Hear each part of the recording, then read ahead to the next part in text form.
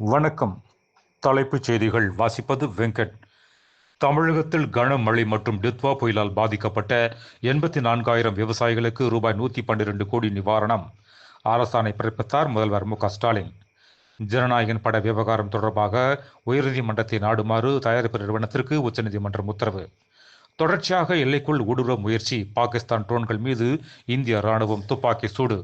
தமிழக வெற்றிக் கழக தலைவரும் நடிகருமான விஜய் நடித்த ஜனநாயகன் திரைப்படம் குறித்த காலத்தில் வெளியிடாமல் தடைப்பட்டதற்கு வியாபார நோக்கில் எடுக்கப்பட்ட முடிவே காரணம். தமிழக பாஜக மாநில செய்தி தொடர்பாளர் ANS பிரசாத் அறிக்கை. இன்னசென்ட், திவ்யா உள்ளிட்ட 5 IAS அதிகாரிகள் இடமாற்றம் செய்து தலைமை செயலாளர் முருகானந்தம் அறிவிப்பு. அவனியாபுரம் ஜல்லிக்கட்டில் 22 காளைகளை அடக்கிய பாலமுருகன் கார் பரிசு வென்றார். 60 வினாடிகள் மைதானத்தில் நின்று விளையாடிய காளையின் உரிமையாளருக்கு டிராக்டர் பரிசு.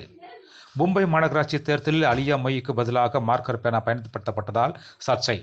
ஒருநாள் கிரிக்கெட் போட்டி. ரோஹித் சர்மாவை பின்னுக்கு தள்ளி விராட் கோலி முதலிடம் பிடித்தார்.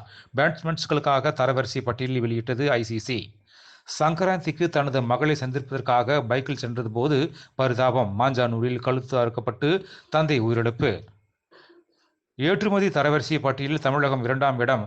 உத்தரப்பிரதேசம் முதல் இடத்தை பிடித்துள்ளது. நிதி ஆயோக் அறிக்கை. டெல்லியில் அமைச்சர் எல். முருகன் வீட்டில் நடைபெற்ற பொங்கல் விழாவில் சிவகார்த்திகேயன், ரவி மோகன்ஜி, பிரகாஷ் உள்ளிட்டோர் பங்கேற்பு.